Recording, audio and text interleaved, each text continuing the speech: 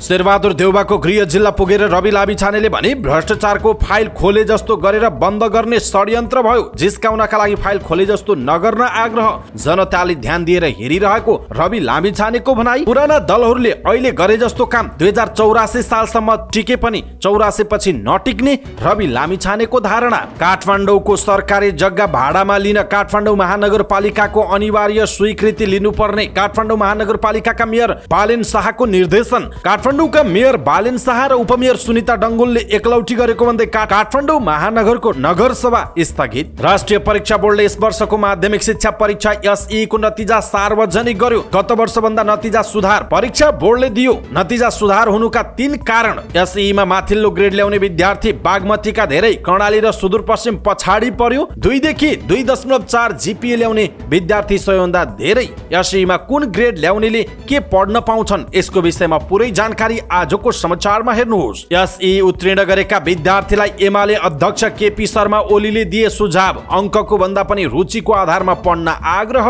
भारतको इशारामा नेपालको प्रधानमन्त्री बनेको भन्दै प्रचण्ड विरुद्ध अनेरासोभ्यूको प्रदर्शन। प्रधानमन्त्री प्रचण्डले अभिव्यक्तिकै कारण राजीनामा दिनु नपर्ने गठबन्धनको निष्कर्ष। बेकारको विषयमा प्रधानमन्त्रीले राजीनामा दिनुहुन्न भन्दै सरकारका प्रवक्ता एवं सञ्चार तथा सूचना प्रविधि मन्त्री रेखा शर्माको जिकिर। प्रधानमन्त्रीको राजीनामा कल्पना गर्न नसकिने नेकपा माओवादी केन्द्रका प्रमुख सचेतक हितराज पाण्डेको भनाई। प्रधानमन्त्रीले दिएको अभिव्यक्तिले सबैलाई अप्ठ्यारो महसुस भएको नेपाली कंग्रेसका महामन्त्री गगन थापाको भनाई। मध्यरातमा रह प्रमुखसँग भेटेदेखि संसद विघटनको तथ्य जनताले बुझिसकेका छन् भन्दै एमालेलाई माओवादीको जवाब। प्रचण्ड नेतृत्वको बृहत कम्युनिस्ट एकता अभियानमा ओलीजी पनि आउनुहुन्छ भन्दै नेकपा माओवादी केन्द्रका महासचिव देव गुरुङको धारणा। स्थानीय तहमा कटौती गरेको वित्तीय समानीकरणको अनुदानको 40% रकम स्थानीय तहलाई हस्तान्तरण गर्ने नेपाल सरकारको निर्णय। 300 मिलियन अमेरिकी डलर सहुलियतपूर्ण ऋण सहायता स्वीकार गर्ने नेपाल सरकारको निर्णय। पार्टीका गतिविधि शिथिल भएको भन्दै नेपाली कंग्रेसका जिल्ला सभापतिहरूले गराए नेतृत्वको ध्यानाकर्षण। निर्वाचन कानूनको मस्यौदाको राजनैतिक वृत्तबाटै विरोध। कसले के भने यसको बारेमा पुरै जानकारी। स्थानीय तहका जनप्रतिनिधिले आज सिंहदरबार घेराउ गर्ने। उच्च अदालत जान थाले नक्कली भुटानी शरणार्थी प्रकरणका आरोपितहरू।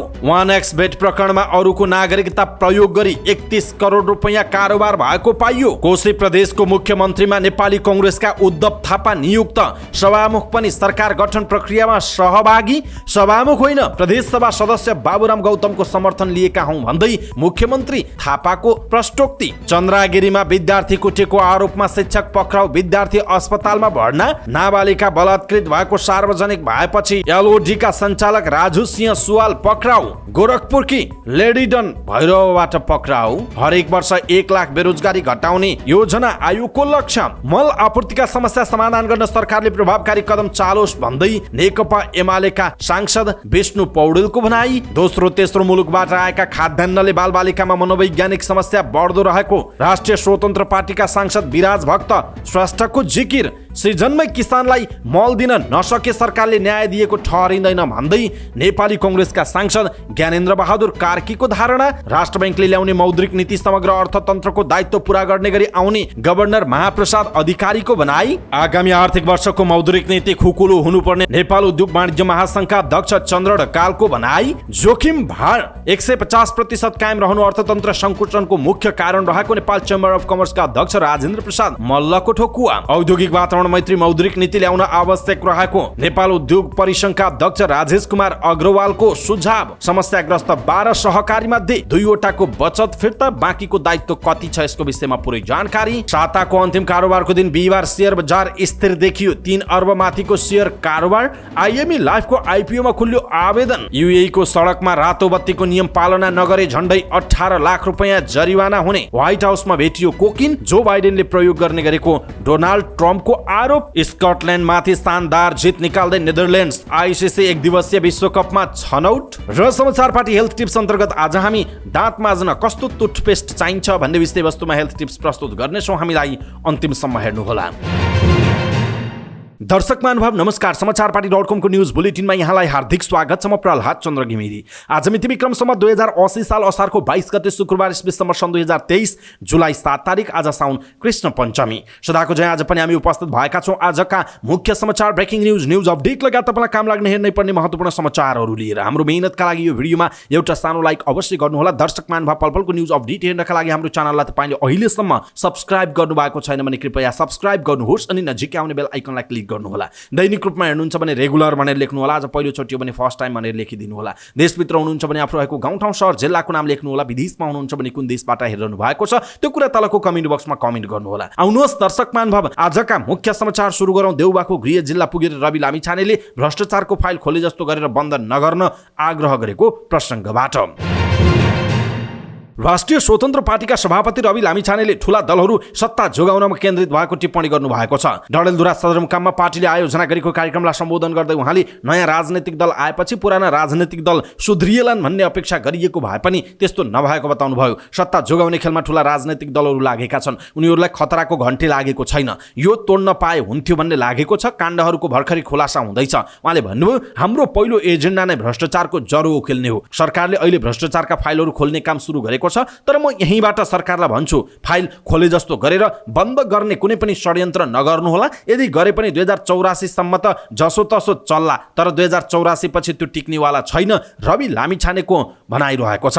जिस्काउनका लागि फाइल खोले जस्तो नगर्न आग्रह गर्दै उहाँले जनताले ध्यान दिएर हेरिरहेको बताउनुभयो। उहाँले भन्नुभयो, भुटानी शरणार्थी काण्डमा केही मान्छेहरू थुनिए, जनताले हेरी जनता त्यो काण्डको जरोसम्म पुगेको हेर्न चाहन्छन्। सरकारले हाङ्गाभिङ्गा मात्रै काट्यो, जरालाई जेल पठाउन बाँकी नै छ। जनता कुरेर बसेका छन्। सरकारले खोलेको फाइल अन्त्यसम्म पुर्याउने आँट गरोस्। सरकारले राम्रो काम गरी प्रतिपक्षमा भए पनि हामी समर्थन गर्नेछौँ, उहाँको भनाइ छ। हिजो शासकहरूको बन्दुक र गोलीसँग नडराएको सिपाही भएर अब नडराई स्वतन्त्र पार्टीमा गए भन्दिन आग्रह गर्नुभएको छ। उहाँले कङ्ग्रेस सभापति शेरबहादुर देउबालाई धन्यवाद दिँदै देशप्रति इमान्दार हुन आग्रह गर्नुभयो। म विशेष धन्यवाद दिन चाहन्छु आदरणीय नेता शेरबहादुर देउबाज्यूलाई। एउटा गरिब किसानको छोरो यो देशको प्रधानमन्त्री बन्न सक्छ भनेर हरेक चिज हुन सक्छ। प्रधानमन्त्री भएपछि देशप्रति इमान्दार र निष्ठावान पनि हुनुपर्छ, उहाँले भन्नुभएको छ। दर्शक महानुभाव शेरबहादुर देउबाको गृह जिल्लामा पुगेर रवि लामिछानेले जुन खालको चेतावनी दिनुभएको छ र जुन खालका कुराहरू भन्नुभएको छ र भ्रष्टाचारको फाइल खोले जस्तो गरेर फेरि बन्द नगर्न उहाँले जुन खालको आग्रह गर्नुभएको छ, चेतावनी दिनुभएको छ, यसप्रति तपाईको धारणा के छ? आफ्नो धारणा तलको कमेन्ट बक्समा कमेन्ट गर्नुहोला। सँगसँगै रवि लामिछानेको पार्टी राष्ट्रिय स्वतन्त्र पार्टीले गरिरहेको जुन पछिल्लो समयको अभियान छ, उनीहरूका सांसदहरूका गतिविधि तपाईँलाई कस्तो लागिरहेको छ? आफ्नो कुरा तलको कमेन्ट बक्समा कमेन्ट गर्नुहोला। पछिल्लो समय आफ्ना निर्णयका कारण चर्चामा आइरहेका र जनताको साथ पाइरहेका काठमाडौँ महानगरपालिकाका मेयर बालेन शाहले आफ्नो क्षेत्रमा भएका सरकारी जग्गा स्वीकृत बिना भाडामा दिन नपाउने बताउनु भएको छ। मेयर बालेनले सामाजिक सञ्जाल फेसबुकमा लेख्दै कानुन प्रतिकूल भएको लिज सम्बन्धी निर्णय वा त्यसका आधारमा गरिने लिज सम्झौताले कानुनी मान्यता नपाउने बताउनु भएको हो। उहाँले स्थानीय सरकार सञ्चालन ऐन 2074 को दफा 97 को उपदफा 1 व्यवस्थाको व्याख्या गर्दै सम्बन्धित स्थानीय तहको कार्यपालिकाको निर्णय सहितको सिफारिस भएमा मात्र नेपाल सरकार मन्त्री परिषदले निर्णय गरी सरकारी जग्गा लिजमा दिन सक्ने व्यवस्था गरेको जनाउनु भएको छ। सार्वजनिक वा सरकारी प्रयोजनका लागि आवश्यक पर्ने सरकारी जग्गा भने कुनै पनि व्यक्ति, निकाय वा संस्थालाई लिजमा उपलब्ध गराउन नसकिने कुरा सो कार्यनीतिमा स्पष्ट पारिएको छ, बालेनले उल्लेख गर्नुभएको छ। उहाँले सरकारी जग्गा काठमाडौँ महानगरपालिकासँग समन्वय नगरी कुनै जानकारी नदिई कार्यपालिकाको निर्णय सहितको सिफारिस नलिई अनुचित स्वार्थ सिद्धिका लागि लिजमा लिने काम भइरहेको भन्दै ध्यानाकर्षण भएको बताउनुभयो। नेपाल सरकारको हक, स्वामित्व, नियन्त्रण वा अधीनमा रहेको सरकारी जग्गाको संरक्षण सम्बन्धी काम कारबाहीलाई काठमाडौँ महानगरपालिकाले उच्च प्राथमिकता दिएको छ, बालेनले भन्नुभएको छ। उहाँले महानगरबाट सिफारिस नलिई प्रचलित कानुन व्यवस्थाको प्रतिकूल हुने गरी लिजमा प्राप्त गरेको सरकारी जग्गामा नक्सा पास नगर्ने, संरचना बनाउन स्वीकृति नदिने समेत जानकारी दिनुभएको छ।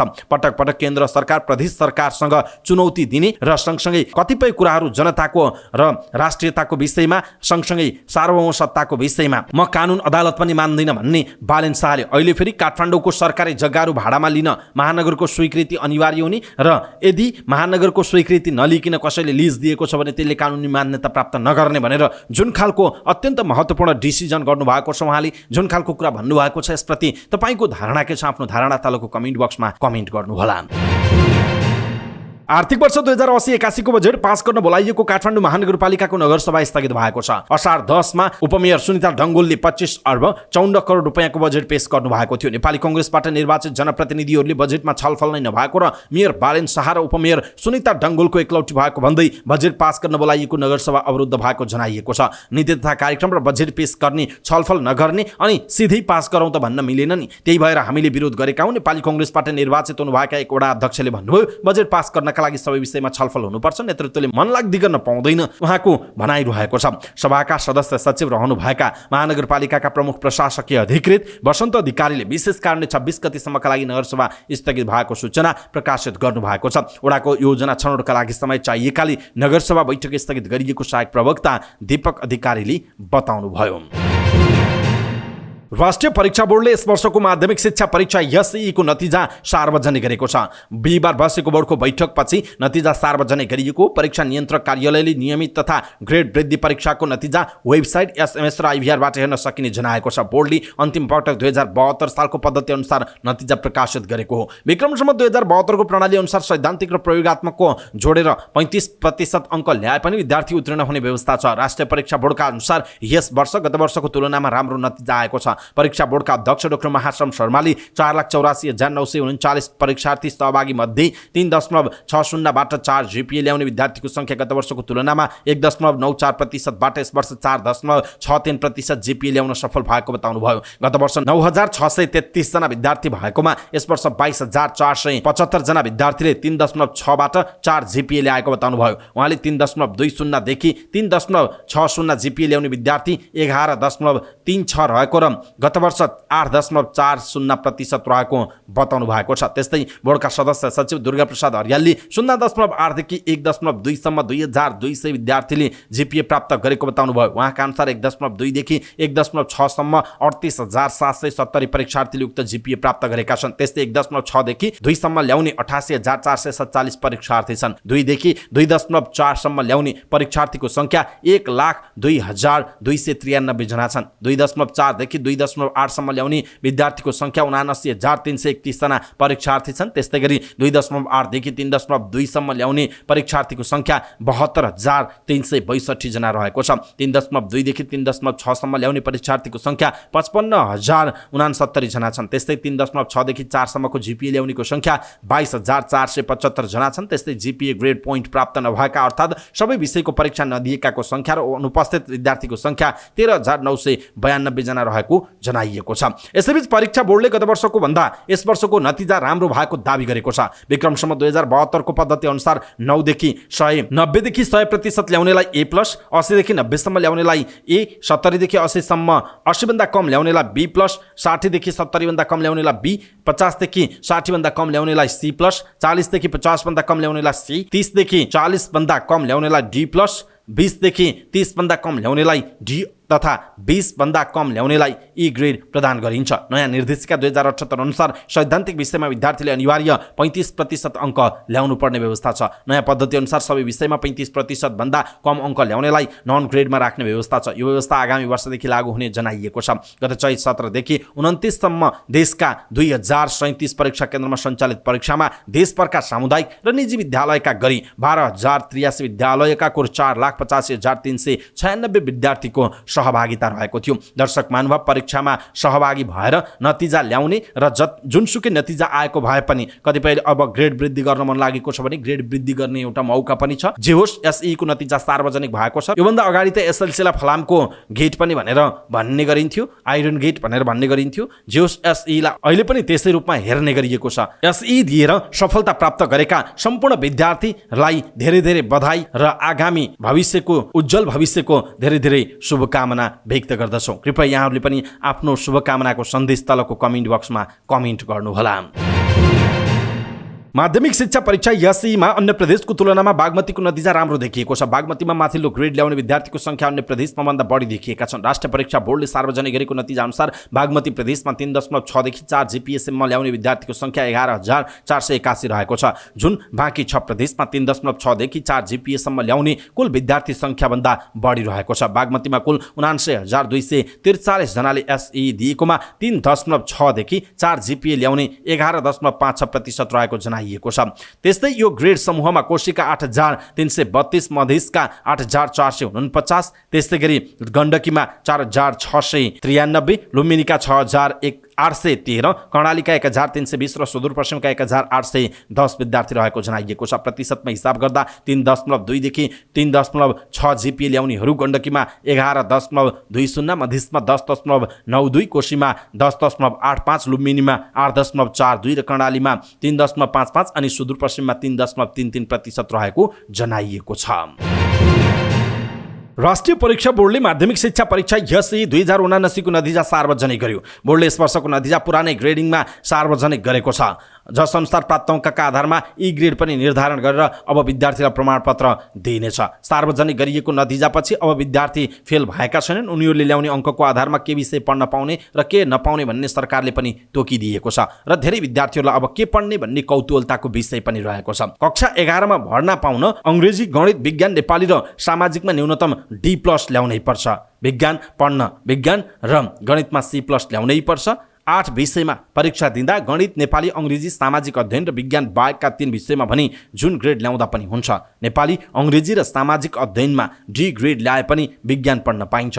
कक्षा 11 मा पढाइ हुने विज्ञान समूह अन्तर्गत physics, chemistry, biology, math, computer science र एग्रिकल्चर पर्छन्। यी समूहमा भर्ना हुन विद्यार्थीले समग्र नतिजामा न्यूनतम GPA 2 ल्याउनै पर्छ। विषय अनुसार जुन ग्रेड ल्याए पनि न्यूनतम GPA 1.6% मात्र ल्याएका विद्यार्थी पनि सिपमूलक समूहमा मात्र भर्ना हुन पाउँछन्। सिपमूलक विषय समूह अन्तर्गत animal science, plant science, electrical engineering, civil engineering र कम्प्युटर इन्जिनियरिङ पर्छन्। यी विषय प्राविधिक धारबाट परीक्षा दिएका विद्यार्थीका लागि हो। समग्र नतिजामा न्यूनतम GPA 1.6 ल्याएका तर गणित, नेपाली, अङ्ग्रेजी, सामाजिक अध्ययन र विज्ञान गरी 5 विषयमा D+ ल्याएका विद्यार्थीले व्यवस्थापन तथा मानविक विषय समूहमा भर्ना हुन पाउनेछन्। सैद्धान्तिक विषयतर्फ C वा त्यसभन्दा तल्लो ग्रेड प्राप्त गरेका परीक्षार्थीले चाहेमा ग्रेड वृद्धिको परीक्षा दिन पाउनेछन्। मूल परीक्षामा 2 विषयसम्म अनुपस्थित भएको वा 2 विषयसम्म ग्रेड नखोलेका विषयमा पनि परीक्षार्थीले परीक्षा दिन सक्नेछन्। सार्वजनिक गरिएको SE को परीक्षा गत चैत 17 गतेदेखि 29 गतेसम्म सञ्चालन भएको थियो।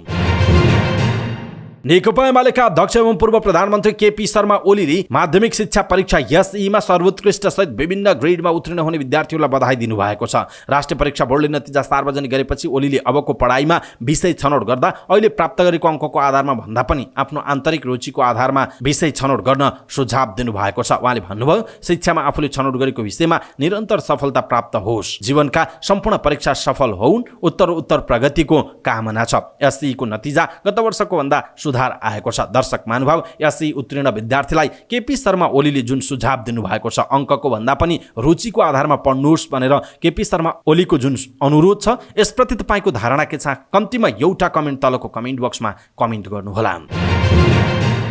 प्रधानमन्त्री पुष्पकमल दाहाल प्रचण्डको अभिव्यक्तिलाई लिएर एमालेको विद्यार्थी संगठन अनेरा सोविले प्रदर्शन गरेको छ। काठमाडौँको प्रदर्शनी मार्ग स्थित रत्न राज्यलक्ष्मी क्याम्पस आरआर क्याम्पस अगाडि प्रधानमन्त्री प्रचण्ड विरुद्ध अनेरा सोविले प्रदर्शन गरेको हो। उनीहरूले राष्ट्रघाती प्रधानमन्त्री राजीनामा दिए, राष्ट्रको बेइज्जत गर्न पाइँदैन, भारतको गेरु वस्त्रधारी प्रधानमन्त्री चाहिँदैन, नेपालको सार्वभौमिकतामाथि धावा बोल्न पाइँदैन, हामी बनाउँछौँ हाम्रो देश, चाहिँदैन दिल्लीको परिवेश, कठपुतली सरकार मुर्दाबाद, हाम्रो प्रधानमन्त्री छान्न सक्षम छौँ लगायतका नारा लगाउँदै उनीहरू प्रदर्शन गरेका हुन्। Right to the valley, the legacy of Sardar Pritam Singh in Nepal पुस्तक विमोचन कार्यक्रममा गएको सोमबार प्रधानमन्त्री प्रचण्डले एकपटक आफूलाई प्रधानमन्त्री बनाउन प्रीतम सिंहले धेरै मेहनत गरेको र दिल्ली गएको विवादास्पद अभिव्यक्ति दिनुभएको थियो। यसअघि प्रमुख प्रतिपक्षी दल नेकपा एमालेले प्रधानमन्त्री पुष्पकमल दाहाल प्रचण्डको राजीनामा मागेको थियो। बुधबार संसदको बैठक सुरु भए लगत्तै विशेष समय लिएर बोलेका एमाले सांसद रघुजी पन्तले प्रधानमन्त्रीको पछिल्लो अभिव्यक्तिप्रति आपत्ति जनाउनु भएको थियो। राष्ट्रिय सभा बैठकमा पनि प्रधानमन्त्रीको अभिव्यक्तिको बारेमा बहस भएको थियो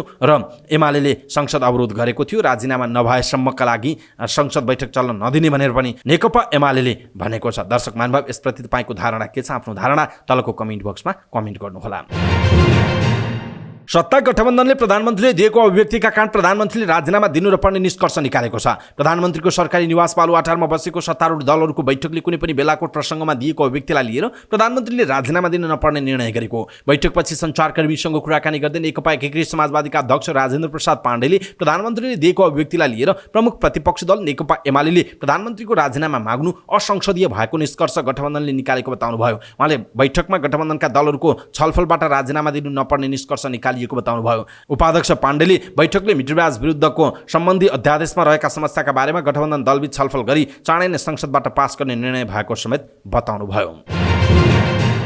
पुस्तक विमोचन कार्यक्रममा दिएको अभिव्यक्तिलाई लिएर प्रधानमन्त्री पुष्पकमल दाहाल प्रचण्डले राजीनामा नदिने सरकारले स्पष्ट पारेको छ। मन्त्री परिषदका निर्णय सुनाइसकेपछि सञ्चारकर्मीले राखेको जिज्ञासामा सरकारकी प्रवक्ता एवं सञ्चार तथा सूचना प्रविधि मन्त्री रेखा शर्माले यस्तो बताउनुभयो। उहाँले यस विषयमा प्रधानमन्त्रीले राजीनामा दिनु नपर्ने बताउनुभयो। कार्यक्रममा प्रधानमन्त्री कुनै अन्यथा नबोलेको पनि उहाँको भनाइ छ। उहाँले सो विषय बेकारको विषय भएकाले संसदमा उठाउनु पर्ने आवश्यकता नै नरहेको बताउनुभयो। उहाँले प्रतिपक्षी दलका कारण सरकारले मिटर ब्याज विरुद्धको विधेयक संसदबाट पास गर्न नपाएको समेत आरोप लगाउनु भएको छ। नेकपा माओवादी केन्द्रका प्रमुख सचेतक हितराज पाण्डेले प्रधानमन्त्रीको राजीनामा कल्पना गर्न पनि नसकिने बताउनुभयो। प्रधानमन्त्रीको सरकारी निवास बालुवाटारमा सत्तारूढ गठबन्धनको बैठकपछि सञ्चारकर्मीहरूसँग कुराकानी गर्दै उहाँले यस्तो बताउनुभयो। उहाँले प्रधानमन्त्री पुष्पकमल दाहाल प्रचण्डले आफूले दिएको अभिव्यक्तिका बारेमा संसदमा आफ्ना धारणा राख्ने र भावनात्मक विषयवस्तुलाई अर्कै प्रसङ्गमा बोलिएका व्यक्तिगत कुरालाई लिएर सदन अवरुद्ध गर्नु अनुचित भएको बताउनुभयो। उहाँले बाहिरको विषयवस्तुलाई संसदमा ल्याएर एकैपटक प्रधानमन्त्रीको राजीनामा माग्नु नौलो कुरा भएको पनि बताउनुभयो।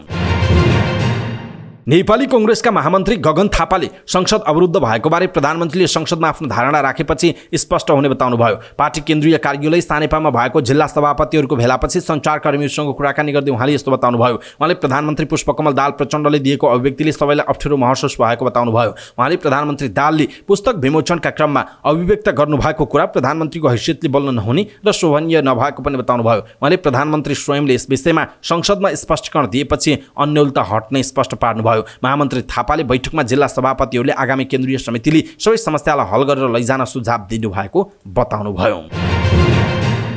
नेकपा माओवादी केन्द्रका अध्यक्ष तथा प्रधानमन्त्री पुष्पकमल दाहाल प्रचण्डले सरदार प्रीतम सिंह बारे दिएको अभिव्यक्तिलाई लिएर प्रमुख प्रतिपक्ष दल नेकपा एमालेबाट भ्रामक प्रचार भइरहेको भन्दै आपत्ति जनाएको छ। पार्टी उपाध्यक्ष एवं प्रवक्ता कृष्णबहादुर महराले विज्ञप्ति जारी गर्दै प्रधानमन्त्रीको सदा सहायतालाई दुराशयमा बदल्न खोज्नु एमालेको गलत चाहना पूरा गर्ने अभिष्टता बाहेक केही नभएको टिप्पणी गर्नुभयो। लोकतन्त्रको व्यास गर्ने थलो संसद समेत अवरुद्ध गरिएको प्रति उहाँले आक्रोश पोख्नुभयो। विज्ञप्तिमा भनिएको छ, मध्यरातमा र प्रमुखसँग बालुवाटारमा भेटेर पटक संसद विघटन गर्ने, जनताका मुद्दामा कानुन बनाउन खोज्दा संसद अवरोध गर्ने, भ्रष्टाचारीको छानबिन र फाइल खोल्दा गैर जिम्मेवार बन्ने जस्ता पात्र र प्रवृत्तिले गर्दा प्राप्त राजनीतिक उपलब्धिमाथि प्रहार भइरहेको तथ्य नेपाली जनताले बुझिसकेका छन् भनिएको छ। पानी धमिल्याएर माछा मार्न खोज्ने प्रवृत्ति फेरि पनि केन्यु पाउँ कनिका बुकाउँ भने जस्तै भ्रामक र दुराशायुक्त प्रचारबाजीमा उत्रिएर गरिएका हरकतप्रति भर्सना गरेको उल्लेख छ। राष्ट्रियता, गणतन्त्र र जनजीविकाका पक्षमा दृढतापूर्वक उभिन पार्टी पङ्क्ति र जनसमुदायमा उहाँले आह्वान गर्नुभएको छ। उहाँले सरदार प्रीतम सिंह र प्रधानमन्त्री प्रचण्डका बीचमा औपचारिक मात्र नभएर भावनात्मक रूपमा समेत प्रगाढ सम्बन्ध रहेको प्रश्न पार्नुभयो। नेकपा माओवादी केन्द्रका महासचिव देव गुरुङले पार्टी अध्यक्ष पुष्पकमल दाहाल प्रचण्डको नेतृत्वमा बृहत कम्युनिस्ट एकता अभियान थालेको बताउनु भएको छ। क्रान्तिकारी सभ्य काउन्सिल नेपालको तेस्रो राष्ट्रिय भेलालाई सम्बोधन गर्दै केपी शर्मा ओली पनि कम्युनिस्ट एकता अभियानमा आउनुको विकल्प नभएको बताउनुभयो। अहिले प्रचण्डको नेतृत्वमा समाजवादी मोर्चा घोषणा भएको छ। त्यहाँ माओवादी सहित नेकपा एकीकृत समाजवादी, जसपा र नेत्र विक्रम चन्द विप्लव नेतृत्वको माओवादी रहेका छन्। उहाँले भन्नुभयो, अहिले हामी कम्युनिस्ट पार्टीहरूको बीचमा पनि एकता गरेर जानुपर्छ उहाँको भनाइरहेको छ। उहाँले देश र जनताका लागि केन्द्रमा राखेर कम्युनिस्ट आन्दोलनलाई अगाडि बढाउनु पर्ने बताउनु भएको छ। दर्शक महानुभाव, देव गुरुङको यो भनाइ तपाईँलाई कस्तो लाग्यो? आफ्नो कुरा तलको कमेन्ट बक्समा कमेन्ट गर्नुहोला। सरकारले स्थानीय तहमा कटौती गरेको वित्तीय सम्मानीकरण अनुदानको रकममध्ये 40% रकम हस्तान्तरण गर्ने निर्णय गरेको छ। सिंहदरबारमा बसेको मन्त्री परिषदको बैठकले यस्तो निर्णय गरेको। गत वैशाख 2 गतिको मन्त्री परिषदको बैठकले 2079-80 मा स्थानीय तहलाई हस्तान्तरण हुन बाँकी अन्तिम किस्ताको वित्तीय सम्मानीकरणको अनुदानको रकम 50% कटौती गरेको थियो। तर हिजो बसेको मन्त्री परिषदको बैठकले भने अब हाललाई 50% पैसा अनुसार 5 अर्ब 9 करोड रुपैयाँ मध्ये 40% रकम स्थानीय तहलाई हस्तान्तरण गर्ने निर्णय भएको सरकारकी प्रवक्ता एवं सञ्चार तथा सूचना प्रविधि मन्त्री रेखा शर्माले बताउनुभयो। यसैबीच नेपाल सरकारले एमसीए नेपालले निर्माण गर्ने विद्युत प्रसारण लाइन तथा सब स्टेसनका लागि सिन्धुपाल्चोक, पाल्पा र नवलपरासी, बर्दाघाट, सुस्तापूर्व जिल्लाका लागि प्राप्त गर्न सहुलियतपूर्ण ऋण स्वीकार गर्ने निर्णय गरेको छ। असार 19 गते बसेको मन्त्री परिषदको निर्णय सार्वजनिक गर्दै बिहिबार मन्त्री रेखा शर्माले सरकारले भन्सार तथा लजिस्ट्री सुधार कार्यक्रम अन्तर्गत एसियाली विकास ब्याङ्कबाट बजेटरी सहायताको रूपमा प्राप्त हुने $50 मिलियन बराबरको सहुलियतपूर्ण ऋण स्वीकार गर्ने निर्णय गरेको जानकारी दिनुभयो। उहाँले साहसिक राजमार्ग सुधार योजना गर्न एसियाली विकास बैंकबाट परियोजना सहायताको रूपमा 300 मिलियन अमेरिकी डलर सहुलियतपूर्ण ऋण सहायता स्वीकार गर्ने निर्णय भएको पनि बताउनुभयो। सरकारले नेपाल न्याय सेवा कानुन समूहका राजपत्राङ्कृत प्रथम श्रेणीका 7 जना अधिकृतको सरुवा पनि गर्ने निर्णय गरेको छ। नेपाली कांग्रेसका जिल्ला सभापतिहरूले पार्टीको गतिविधिहरू शिथिल हुन थालेको भन्दै पार्टी नेतृत्वको ध्यान आकर्षण गराएका छन्। पार्टी केन्द्रीय कार्यालय सानेपामा बसेको जिल्ला सभापतिहरूको बैठकमा बोल्ने सभापतिहरूले पार्टीको गतिविधिमा शिथिलता आउन थालेको भन्दै आफ्ना धारणा राखे। उनीहरूले पार्टी गतिविधिमा शिथिलता आएको भन्दै पार्टी नेतृत्वको ध्यान आकर्षण गराएका हुन्। आफ्नो धारणा राख्ने क्रममा सभापतिहरूले पार्टीलाई पुनः जागरण गर्नका लागि विशेष कार्यक्रम ल्याउनु पर्ने बताएको नेपाली कांग्रेस प्रचार विभाग प्रमुख मिन विश्वकर्माले बताउनुभयो। उहाँले सरकारमा मन्त्री रहेका सभापतिहरूले आफूले सरकारमा भोगिरहेको अप्ठ्याराहरूबारे कुरा राखेको र सरकारमा नभएका जिल्ला सभापतिहरूले पनि सरकारसँग आफूले कुनै समन्वय नभएको गुनासो पोखेका छन्।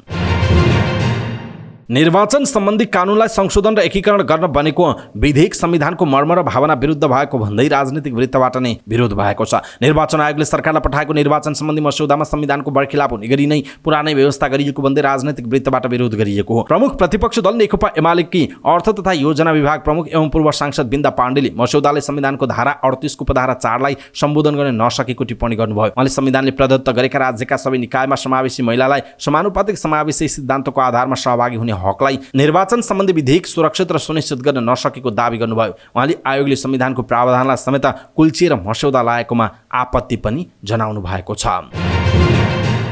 आज देशभरका स्थानीय तहका जनप्रतिनिधि काठमाडौँ आउँदैछन्। संघीय सरकारले वित्तीय समानीकरण अनुदानको अन्तिम रकमको अन्तिम किस्ताको 50% रकम कटौती गरेको विषयमा गाउँपालिका तथा नगरपालिका सङ्घले आन्दोलनको कार्यक्रम घोषणा गरेका हुन्। यद्यपि हिजो बेलुका बसेको मन्त्री परिषदको बैठकले 40% रकम समानीकरणमा दिन बाँकी रहेको 40% रकम दिने भनेर निर्णय गरिसकेको छ। अब यो विषयमा के गर्छन् जनप्रतिनिधिले भन्ने विषयवस्तु औपचारिक रूपमा जानकारी गराएका छैनन्। तर स्थानीय तहका जनप्रतिनिधिले सिंहदरबार घेराउ गर्ने कार्यक्रम भएको थियो। देशभर स्थानीय तहका जनप्रतिनिधिलाई काठमाडौँ आउन आह्वान समेत भइसकेको छ।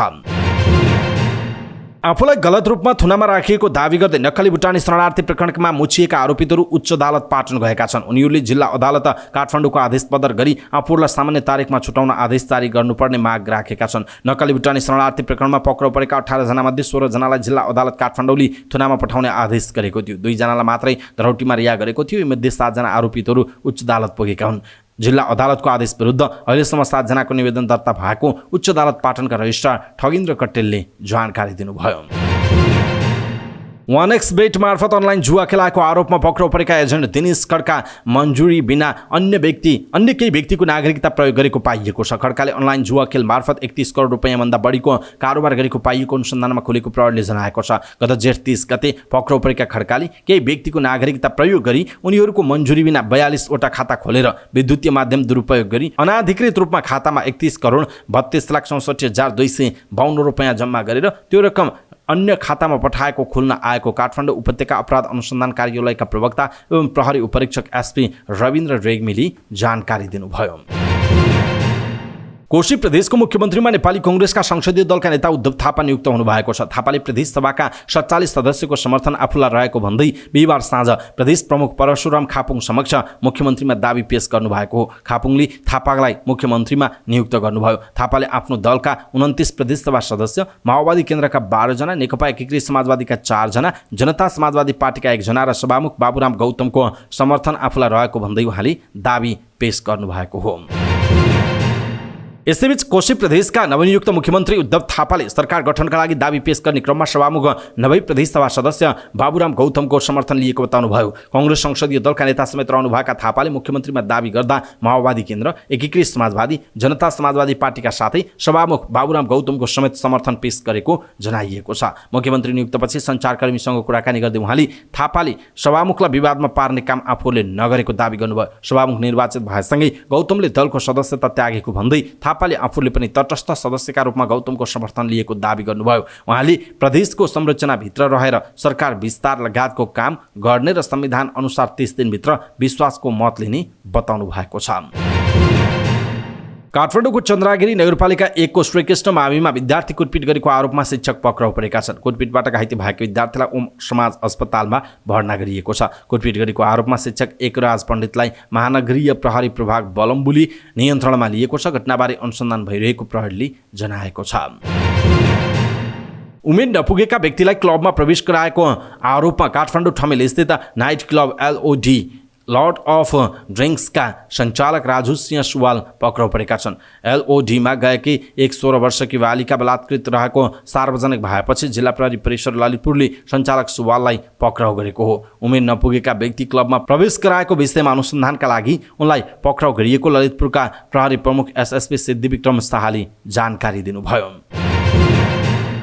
भारतको गोरखपुरमा लेडीडनको नामले चर्चित गीता तिवारी भैरहवाबाट पक्राउ परेकी छिन्। चोरी, लुटपाट, हत्या लगायतका घटनामा संलग्न रहेको आरोपमा भारतीय प्रहरीको हिरासतमा रहेको उनी धरोटीमा रिहा भएकी थिइन्। तिवारीलाई रूपन्देही प्रहरीले विभिन्न चोरीको घटनामा संलग्न रहेको आरोपमा पक्राउ परेको हो। रूपन्देही प्रहरी प्रमुख एवं प्रहरी उपरीक्षक भरतबहादुर विश्वकर्माका अनुसार तिवारीले भैरहवामा भएको सिलसिलेवार चोरी घटनाकी मुख्य आरोपित हुन्। भारतको गोरखपुर बस्ने 43 वर्षीय गीता तिवारी वैशाख 9 गते सिद्धार्थनगर नगरपालिका 3 बस्ने हेमन्त कुमार हलवाईको घरबाट सुनका गरगहना सहित 50 लाख रुपैयाँ चोरी भएको घटनामा संलग्न रहेको प्रहरी उपरीक्षक विश्वकर्माले जानकारी दिनुभयो। त्यस्तै वैशाख 23 गते सिद्धार्थनगर नगरपालिका 3 बस्ने डाक्टर नरेन्द्र चौधरीको घरबाट सुन चाँदीका गहना, ल्यापटप र 3,80,000 रुपैयाँ चोरी गरेर लगेको बताइएको छ। जेठको 3 गते सिद्धार्थनगर नगरपालिका 8 बस्ने हनुमान थान पाण्डेको घरबाट 60,000 रुपैयाँ सहित ल्यापटप, मोबाइल, सुनको औँठी चोरी गरेको प्रहरीले आरोप लगाएको जनाइएको छ। राष्ट्रिय योजना आयोगले हरेक वर्ष 1 लाख बेरोजगारी घटाउने लक्ष्यसहित मानव संसाधन विकास योजना निर्माण गरिरहेको छ। आयोगका सदस्य डाक्टर रमेश पौडेलको संयोजकत्वमा गठित निर्देशक समितिले मानव संसाधन विकास योजना सम्बन्धी प्रतिवेदन तयार पारेर छलफलका लागि अगाडि बढाएको जनाइएको छ। देश विकासका लागि मानव संसाधन विकासको महत्त्वलाई दृष्टिगत गरी राष्ट्रिय योजना आयोगले समग्र मानव संसाधन विकास योजना तर्जुमा गर्ने कार्यलाई अगाडि बढाएको बताएको छ। यसका लागि आयोगका सदस्य डाक्टर पौडेलको संयोजकत्वमा प्रधानमन्त्री कार्यालय, अर्थ मन्त्रालय, संघीय मामिला मन्त्रालय साथै विश्वविद्यालय तथा नेपाल उद्योग वाणिज्य महासंघ, निजी क्षेत्रका विद्यालय लगायतका प्रतिनिधि सदस्य रहने गरी निर्देशक समिति गठन गरिएको जनाइएको छ।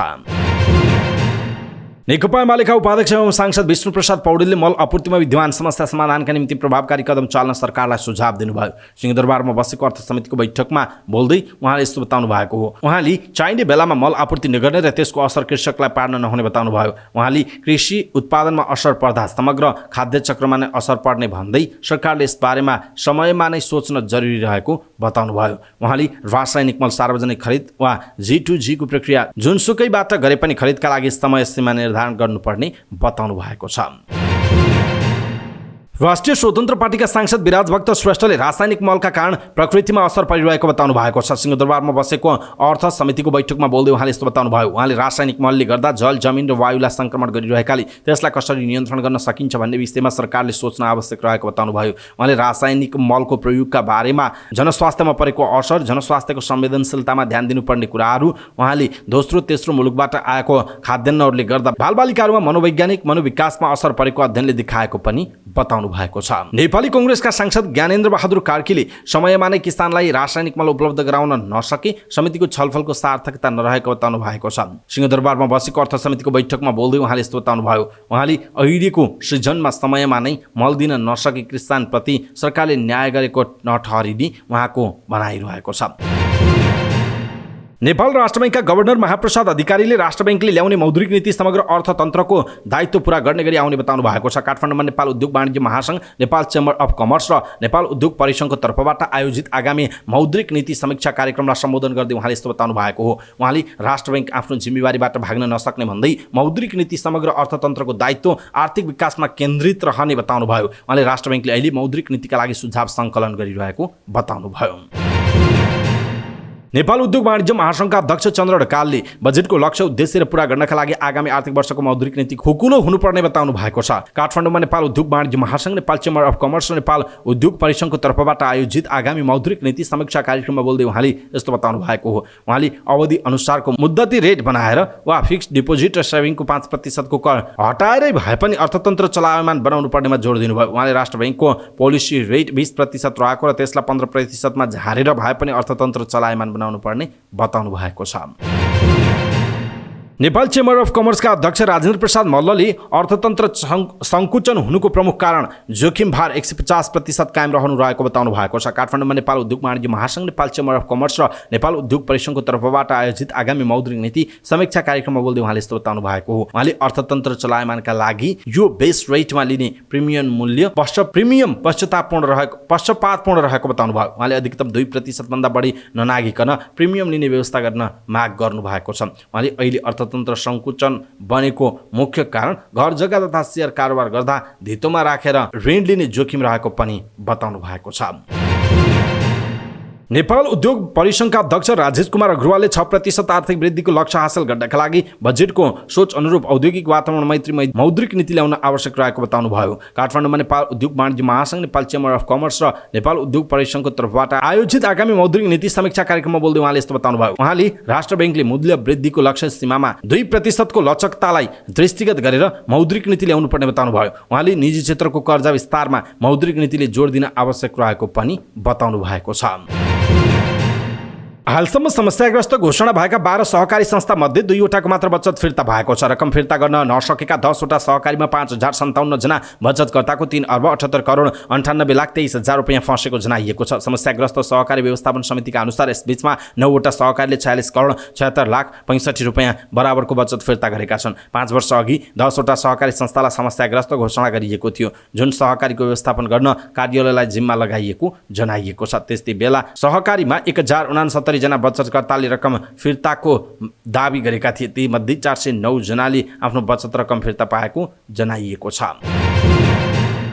साताको अन्तिम कारोबारको दिन बिहिबार शेयर बजार स्थिर देखियो। दिनभर उतार चढाव देखिएको बजार परिसूचक नेप्से 0.06 अङ्कको सामान्य गिरावट भएर 2049.38 को बिन्दुमा बन्द भएको हो। कारोबार खुलेको सुरुवाती समयमा हेर्दा वृद्धि देखिएको नेप्से दिनभर जस्तो रातो देखिए पनि करिब 2 बजेपछि भने उतार चढाव देखिएको थियो। अन्तिममा सामान्य गिरावट भएर बन्द भएको हो। इन्ट्राडे कारोबारमा 2033.43 अङ्कको बिन्दुमा झरेको थियो भने 2064.57 को बिन्दुमा कायम भएको जनाइएको छ। विकास बैंक, होटल तथा पर्यटन, हाइड्रो पावर, जीवन बीमा र उत्पादनमूलक उपसूचकमा वृद्धि भए पनि बजारलाई लिड गर्ने बैंकिङ सहित लघुवित्त उपसूचकमा गिरावट हुँदा नेप्से बढ्न सकेन। नेप्सेमा उतार चढावका बीच 3 अर्ब माथिको कारोबार भएको छ। 69,655 वटा कारोबारबाट 97,51,985 किता सूचीकृत धितोपत्र किनबेच हुँदा 3,07,75,00,000 रुपियाँ किनबेच भएको जनाइएको छ।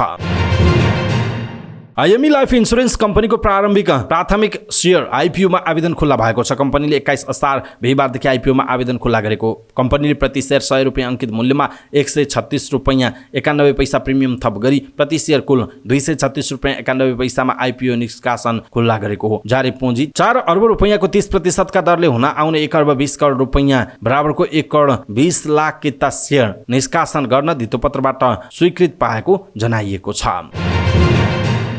यूएईमा हेभी ड्युटी ट्रक चालकले रातो बत्तीको नियम पालना नगरेमा 50,000 दिराम अर्थात् झण्डै 18 लाख रुपियाँ जरिवाना र डिपोर्ट हुने भएको छ। यूएईले आफ्नो ट्राफिक नियमको विभिन्न मुद्दा संशोधन गर्दै इमिरेटी नागरिक विदेशी नागरिकले हेभी ड्युटी ट्रक चलाउँदा रातो बत्तीको नियम उल्लङ्घन गरेमा 50,000 दिराम अर्थात् 17,95,360 रुपियाँ जरिवाना सहित डिपोर्ट गर्ने प्रावधान ल्याएको जनाइएको छ। त्यसै लापरवाहीका साथ सवारी चालक चलाएमा, अरूलाई जोखिममा पारेमा वा प्रहरी देखेर भाग्ने कोसिस गरेमा त्यस्तो सवारीलाई सिज समेत गर्न सक्ने जनाइएको छ। अमेरिकी पूर्व राष्ट्रपति तथा हालका रिपब्लिकन दलका 2024 को राष्ट्रपति उम्मेदवार डोनाल्ड ट्रम्पले वर्तमान अमेरिकी राष्ट्रपति जो बाइडेनले कोकिन प्रयोग गर्ने गरेको आरोप लगाएका छन्। आफ्नो सामाजिक सञ्जाल ट्रुथ सोशलमा बुधबार लेख्दै ट्रम्पले यस्तो आरोप लगाएका हुन्। अमेरिकी राष्ट्रपति भवन व्हाइट हाउसमा कोकिन भेटिएको प्रसङ्ग जोड्दै ट्रम्पले जो बाइडेन र उनका छोराले त्यो प्रयोग गर्ने गरेको आरोप लगाएका छन्। अमेरिकाको सेक्रेट सर्भिसले आइतबार खानतलासी गर्दा व्हाइट हाउसमा कोकिन भेटिएको थियो। सीएनएनसँग सेक्रेट सर्भिसका अधिकारीहरूले कोकिन भेटिएको पुष्टि समेत गरेको जनाइएको छ। आइसिसी विश्वकप छनौटको सुपर 6 खेलमा स्कटल्यान्डले दिएको 278 रनको लक्ष्य नेदरल्यान्ड्सले 5 विकेट गुमाएर 42 ओभर 5 बलमै भेट्टाएको। विश्वकपमा छनौट हुनका लागि नेदरल्यान्ड्सले स्कटल्यान्डले दिएको 278 रनको लक्ष्य 44 ओभरमा पुरा गर्नुपर्ने थियो। नेदरल्यान्ड्सका लागि बास्तेले डिल्ली शतक बनाए। उनी 92 बलमा 123 रन बनाएर आउट भए। त्यस्तै विक्रमजित सिंहले 40 र सकिब जुल्फिकरले नट आउट 33 रन बनाए। बलिङतर्फ स्कटल्यान्डका माइकल लिक्सले 2 विकेट लिए। जिम्बाब्वेको क्वीन्स स्पोर्ट्स क्लबमा टस हारेर ब्याटिङको निम्ति पाएको स्कटल्यान्डले निर्धारित 50 ओभरमा 9 विकेट गुमाएर 277 रन बनाएको हो। स्कटल्यान्डका लागि ब्राडन म्याकुमिलेनले शतक बनाए। उनी 110 बलमा 106 रन बनाएर आउट भए। त्यस्तै कप्तान रिची बेरिङटनले 64 र टोमस म्याकिन्टोसले नट आउट 38 रन बनाए। बलिङतर्फ नेदरल्यान्ड्सका बास्तेले डेली 5 विकेट लिए। यो सँगै सुपर 6 बाट विश्वकपमा पुग्ने 2 टोलीको टुङ्गो लागेको छ। श्रीलङ्का यसअघि नै विश्वकपमा छनौट भइसकेको छ। समाचार पार्टी न्युज बुलेटिनमा पालो भएको छ समाचार पार्टी हेल्थ टिप्स। आजको समाचार पार्टी हेल्थ टिप्समा हामीले दाँत माझ्न कस्तो टुथपेस्ट प्रयोग गर्ने भनेर जानकारी दिनेछौँ। हामीलाई अन्तिम समय हेर्नुहोला। सबै नेपाली माझ पुर्याउनका लागि यो हेल्थ टिप्स आफ्नो फेसबुक ट्विटर लगायतका सामाजिक सञ्जालमा सेयर गर्न नबिर्सिनुहोला। दैनिक दाँत माझ्नुपर्छ, यो दन्त स्वास्थ्यका लागि अनिवार्य छ। यो हामीले बाल्यकालदेखि नै सुन्दै र गर्दै आएको कुरा हो। धेरैको बिहानी ब्रसमा मञ्जन लिएर नै सुरु हुन्छ। दाँत माझ्नका लागि मञ्जन आवश्यक छ भनिन्छ। तर अहिले उठिरहेको प्रश्न के छ भने दाँत माझ्न मञ्जन नै चाहिन्छ त? दाँत माझ्न मञ्जन जरुरी छ, दाँत माझ्न मञ्जन चाहिँदैन भन्नु गलत हो। मञ्जनमा sodium fluoride, magnesium, aluminium hydroxide, calcium hydrogen phosphate, calcium carbonate, silica र हाइड्रोक्सिपाइड हुन्छ। यी तत्त्वले दाँतलाई सफा मात्र होइन स्वस्थ पनि बनाउन भूमिका खेल्छन्। जसरी भाँडा मान्दा जरुरी छ उसै गरी दाँतमा पनि मञ्जन जरुरी छ। कहिलेकाहीँ परिस्थितिवश मञ्जनको उपलब्धता नभएमा त्यस्तो बेलामा दाँत माझ्न फरक पर्दैन। मञ्जन बिना दाँत माझ्नु हुँदैन। मञ्जन नराखी दाँत माझ्दा मुख ताजा नहुने, किराले खाने सम्भावना हुने, फोहोर जम्मा हुने, मुख नहुने, राम्रोसँग घर्षण नहुँदा गिजामा घोचेर घाउ हुने र रगत आउने समस्या दोहोरिन सक्छ। त्यसैले मञ्जन बिना दाँत माझ्नु हुँदैन। यसले दाँतलाई सफा पनि बनाउँदैन र लामो समय मञ्जन बिना दाँत माझ्दा भएको इनामेल पनि घोटिने भएकाले दाँत कमजोर हुने गर्दछ। त्यस्तै अर्को मञ्जनले गर्ने काम।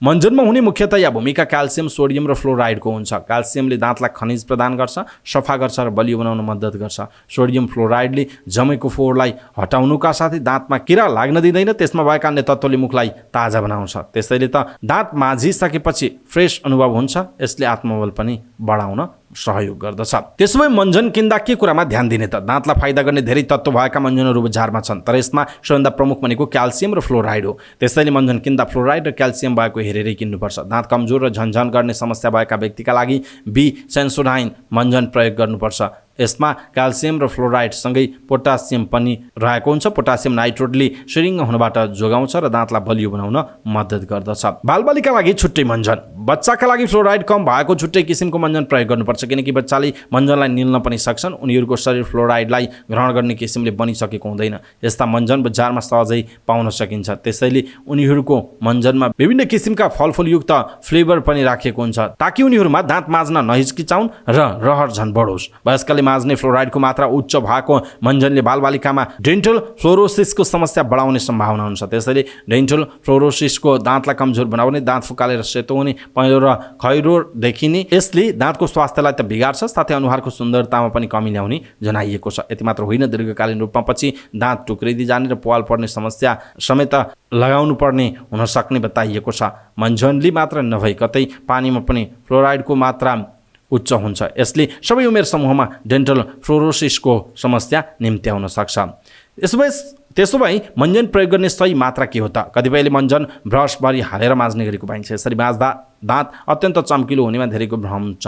मञ्जन सधैँ केराउको दानाको आकारमा मात्रै मञ्जन लिएर बिहान र बेलुका दाँत माझ्ने काम गर्नुपर्छ। त्यस्तै बालबालिकाका लागि वयस्कले लिने भन्दा अलिक कम मात्रामा दिएर ब्रस गर्न लगाउनु पर्ने जनाइएको छ। त्यसो त धेरै जसोले नुन, बेसार र तेलले पनि दाँत माझ्ने गरेको पाइन्छ। आयुर्वेद अनुसार यो पनि उचित हुन सक्छ, किनभने बेसारमा एन्टिअक्सिडेन्ट हुन सक्छ। अल्सर घाउहरूमा पनि दुध र बेसारको पेस्ट बनाएर प्रयोग हुन्छ। यसले दाँतलाई पनि केही हदसम्म राम्रो गर्छ। दाँतलाई स्वस्थ र सफा बनाउन दैनिक रूपमा मञ्जन नै प्रयोग गर्नुपर्छ। हुन त विगतमा मञ्जनको आविष्कार नहुँदै दाँत मान्नुपर्छ भन्ने धारणा थियो। त्यसका लागि पनि आफ्नो ठाउँ वरपर जे पाउँछ त्यसलाई नै सदुपयोग गर्दा दाँत माज्ने गर्थे। जस्तै मासको कलिलो डाँठ दत्युन अङ्गारले माज्ने गर्थे। त्यस समय खानपिन पनि स्वस्थ र प्रदूषित हावापानी थिएन र क्याल्सियम म्याग्नेसियम जस्ता तत्त्व प्राकृतिक खानेकुराबाट प्राप्त हुन्छ। तर अहिले पहिला जस्तो वातावरण र जीवनशैली छैन। त्यसैले दन्त स्वास्थ्यका लागि मञ्जम र नरम ब्रस आवश्यक रहेको जनाइएको छ। दर्शक महानुभाव, आज हामीले यहाँहरूलाई समाचार पार्टी हेल्थ टिप्स अन्तर्गत दाँत मान्न कस्तो टुथपेस्ट चाहिन्छ भन्ने विषयवस्तुमा जानकारी दियौँ। तपाईँलाई कस्तो लाग्यो आजको हेल्थ टिप्स तलको कमेन्ट बक्समा कमेन्ट गर्नुहोला। समय नेपाली माझ पुर्याउनका लागि हेल्थ टिप्स आफ्नो फेसबुक, ट्विटर लगायतका सामाजिक सञ्जालमा सेयर गर्न नबिर्सिनुहोला। म्यासेन्जरमा आफन्तजन, इष्टमित्र, साथीभाइलाई पठाइदिनुहोला। अवस्था दर्शक महानुभाव, समाचारपाटी.com को न्युज बुलेटिन अहिलेका लागि यति नै। हामीले प्रस्तुत गरेका समाचारहरूप्रति तपाईँको धारणा के छ? आफ्नो धारणा तलको कमेन्ट बक्समा कमेन्ट गर्नुहोला। हाम्रो मेहनतका लागि यो भिडियोमा एउटा सानो लाइक अवश्य गर्नुहोला। दर्शक महानुभाव, पलपलको न्युज अपडेट हेर्नका लागि हाम्रो च्यानललाई तपाईँले अहिलेसम्म सब्स्क्राइब गर्नुभएको छैन भने कृपया सब्स्क्राइब गर्नुहोस् अनि नजिकै आउने बेल आइकनलाई क्लिक गर्नुहोला। समाचारपाटी.com को न्युज बुलेटिन आज साँझ 6 बजे लिएर फेरि हामी उपस्थित हुनेछौँ। पलपलको न्युज अपडेटका लागि समाचारपाटी.com हेर्दै गर्नुहोस्। नमस्कार।